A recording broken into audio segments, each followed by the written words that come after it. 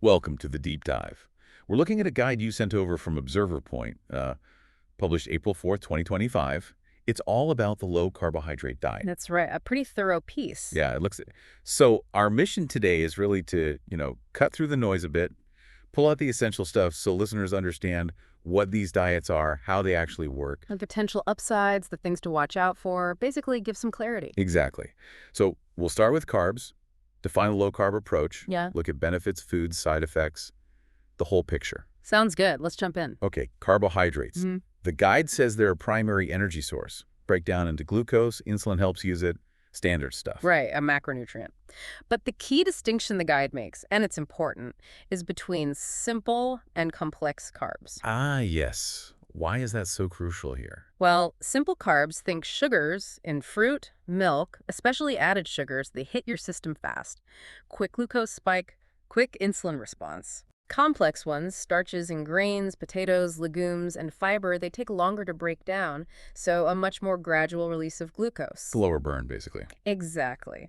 And fiber, well, it doesn't really digest, but it's key for slowing that glucose absorption down and, gut health. And the guide mentioned that a typical Western diet is, what, 45 to 65% carbs? That sounds like a lot when you put it that way. It is a significant chunk of our energy intake, yeah. Which leads us to the idea of low-carb diets. Right. So fundamentally, it's just eating fewer carbs.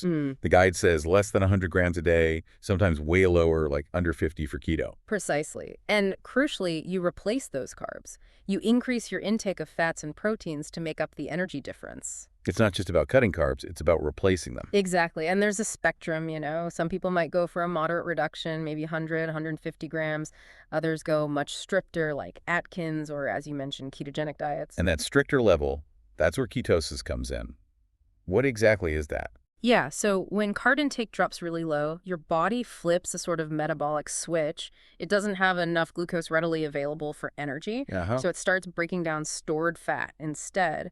And a byproduct of that fat breakdown is ketones. Ah, okay. And these ketones, they're an alternative fuel. That's right.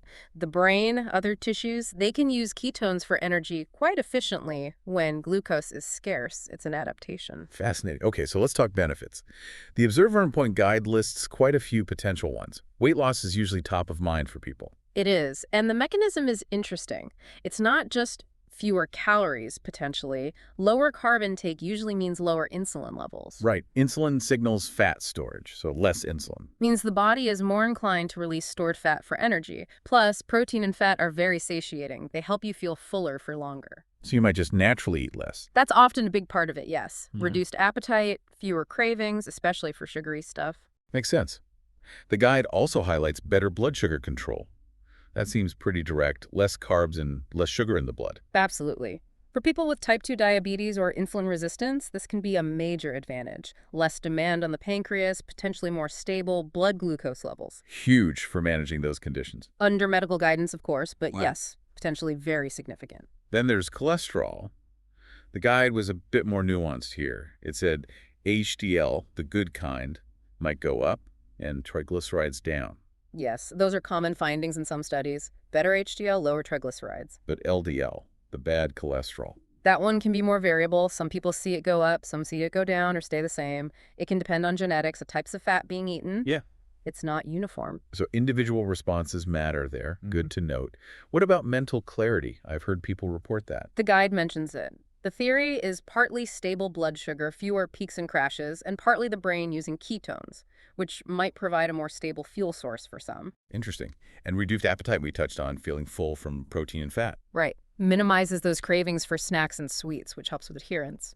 The guide also briefly nods to emerging research, epilepsy, PCOS, some neurological conditions. But more research is definitely needed there. Okay, early days on those. So practically speaking, if someone's thinking about this, what does the shopping list look like? What are the yes foods? The guide gives a good rundown. Think meats, beef, chicken, pork, lamb, turkey. Plenty of fish and seafood, especially the fatty fish like salmon, mackerel. Eggs are a staple. Okay, lots of protein. Definitely. And healthy fats are key.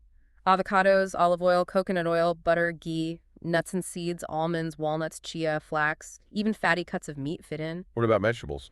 Non-starchy vegetables are crucial. Leafy greens, spinach, kale. Broccoli, cauliflower, asparagus, bell peppers, onions, garlic, zucchini, cucumbers. Load up on So those. you still get fiber and micronutrients.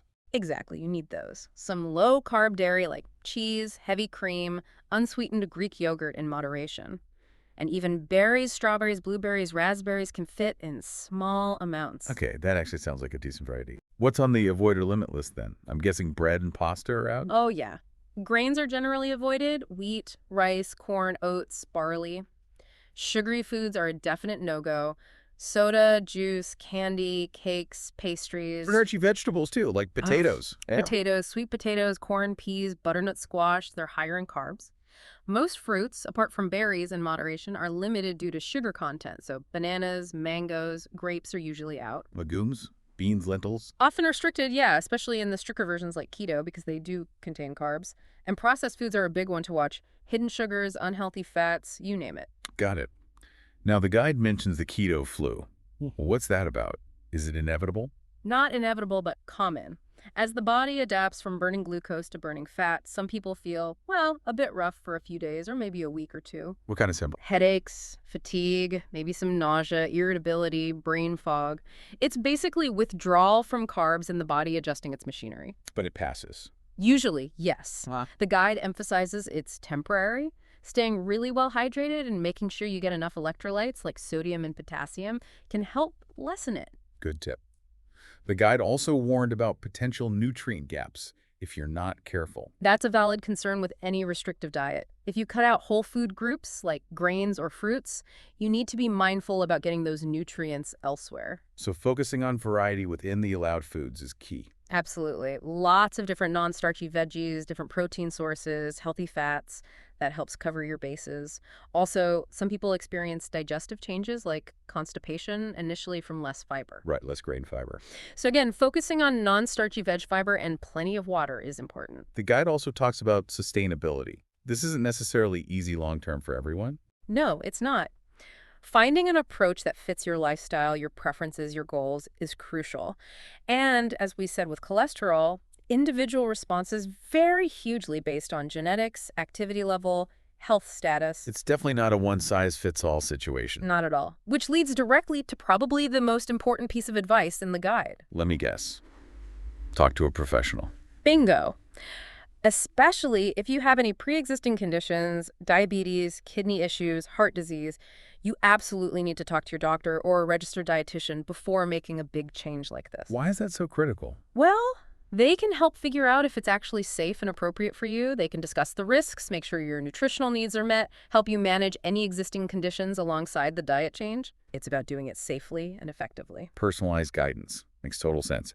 The guide wraps up with some success tips. Start slow, focus on whole foods, plan meals, hydrate, listen to your body. All solid advice. Starting gradually can ease the transition. Planning helps avoid impulsive high-carb choices. Hydration is key, and tuning into your body's signals is always smart. So to wrap this deep dive up, the ObserverPoint guide paints low carb as a significant metabolic shift. Potential upsides, but definitely requires knowledge and care. That's the core takeaway. It's powerful, potentially beneficial for some things, but needs an informed approach, awareness of the adaptation phase and nutrient needs, and really, professional input is highly recommended. So maybe the question for listeners is, reflecting on this, what parts of your own diet feel worth examining, and maybe what questions pop up about how your body uniquely uses different fuels. Exactly. It's about starting that informed self-exploration. And the ObserverPoint article is a good starting point. Plus, they suggest checking out places like the NIH, American Diabetes Association, Diet Doctor, Healthline, Mayo Clinic for even more info. Lots of resources out there to dig deeper. Great. Well, thanks for diving into this with us today.